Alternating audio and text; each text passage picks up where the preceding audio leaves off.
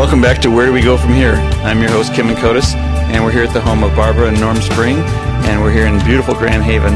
And Barbara, we talked a little bit about your book, The Dynamic Great Lakes, but let's talk a little bit more about the health of the lakes and even some of the inland lakes. You know, we have a lot of problems with algae blooms and invasive species.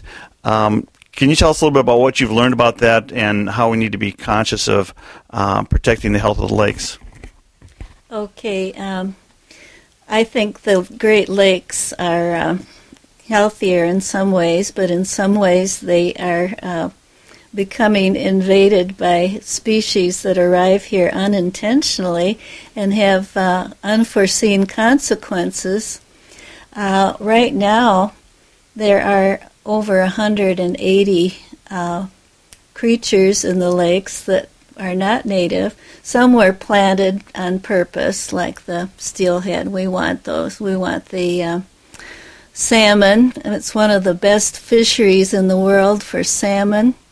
But the ones we do not want were the ones that came on freighters. The ballast water was dumped, and some of these things even arrived on the hulls of ships, clinging to the hulls of ships that came from around the world. Well, once exotic or alien species gets into the lakes, sometimes the population just explodes because it has no natural predators. And this was the case with the lamprey eel a long time ago. That came in on, the lamprey came in on canals that were dug around Niagara Falls. Niagara Falls was a natural barrier at one time, but the lamprey eel just slithered into the lakes and stayed here, sucking the lives out of lake trout, and then more invasive species came in through the Welland Canal. These great big freighters would come from all around the world with all kinds of small things that we're not aware of, even bacteria and viruses from other parts of the world. So that would be included in the 180.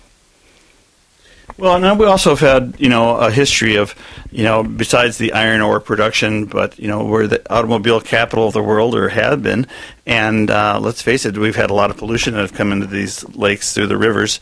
I know that, my hometown of Flint, contributed, the Grand River has been a source, so there's been pollution that's come downstream, and also, runoff from agricultural uses, pesticides and other things of that nature. And, how are we seeing that? Do you think that's getting better, or are we still, that's a battle we're going to face for a long time? We got the latest one is that Asian carp over on the other side. It's a whole other animal in a sense there, yeah. Well, so, in manufacturing, PCBs have been phased out. But now in Lake Erie, which is a wonderful walleye fishery, they have found that the PCBs, that there's a lot less than there used to be because they were phased out, and it's a long-lasting thing. They have built up in food chains because of the zebra mussel. So, all these things are tied together, and they have gotten into the walleye through the food chains, like DDT, they build up. So the Asian carp is, nobody knows what's going to happen with that. But we need a good solution. And Dr. Tanner talked about perhaps building an earthen dam. But it's a political thing, too. Well, it's true. But I know that for some people who may visit or may have left the Great Lakes and come back, they wonder whether the fish in the lakes are safe enough to eat. And there's deep water fishing, there's river fishing. By and large, being involved with the fishing industry, tell me a little bit about where, how would you, I don't want to say put a grade on it, but would you find that most of the fish that you've eaten has been pretty good quality fish? You might be interested in knowing that I'm a sample a fish eater. I'm sampled every several years. They check it's a federal program that they are checking to see if how much pesticide or other things that ended up in my system from eating fish. They check me every now and then, and I've been on this ongoing program for quite a few years. Obviously, I'm still kicking. And but I do get reports of that in my system. So you are a test case, then. Yes, I am a test case. Well, I mean, on one level, what a better example! You're someone who's really, has been a big part of your life. But we are concerned nowadays, even more so, about the prevalences of cancers and other types of things that we don't know where they come from. And I think fish have been often the target because of mercury and other things that have gone into the rivers. My father was in the plating business, and so we know things run downstream. We used to joke about, and I grew up in Flint, the Gilkey Creek was coming out of a storm drain. I was talking to my brother just last week. He said, "What color is the creek today?" Because sometimes the edge of the creek used to be turquoise or orange, and as kids we didn't know it. I didn't know whether we built up resistances to the cadmiums and things of that nature.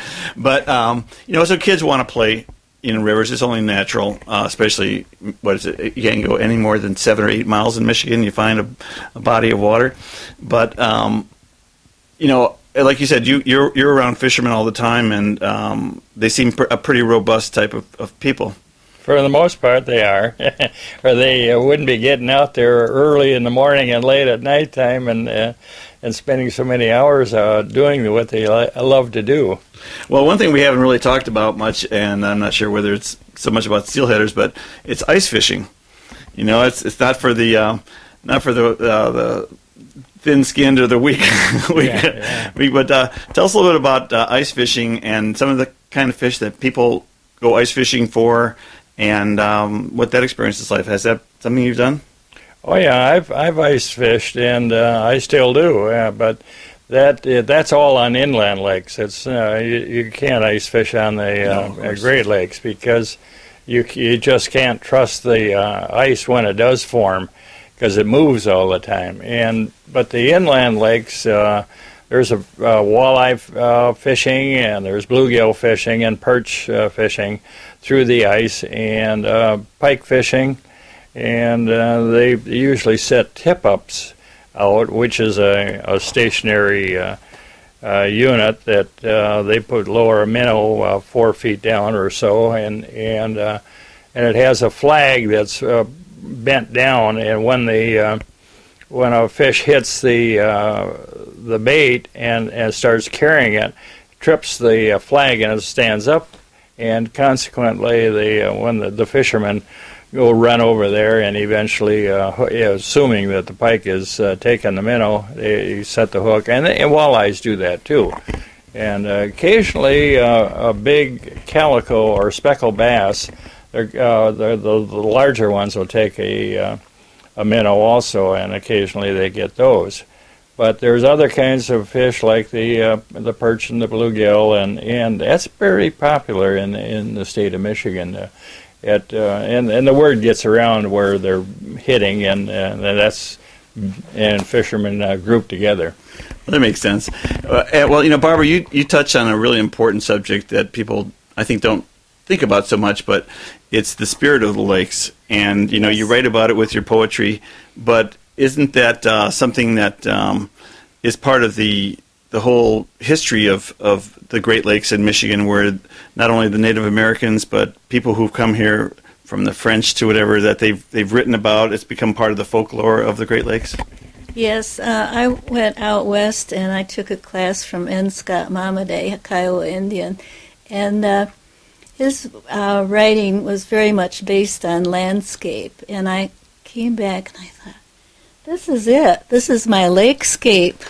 And that was inspiring to me. I'm always inspired by the Great Lakes, whether it's people flying kites or boogie boarding or, building sandcastles. It's just a wonderful, inspiring thing to be by the lakes. Well, listen, we're going to come back in a little bit, and we want you to stay with us, and there's more to explore with Barb and Norm Spring, and stay with us.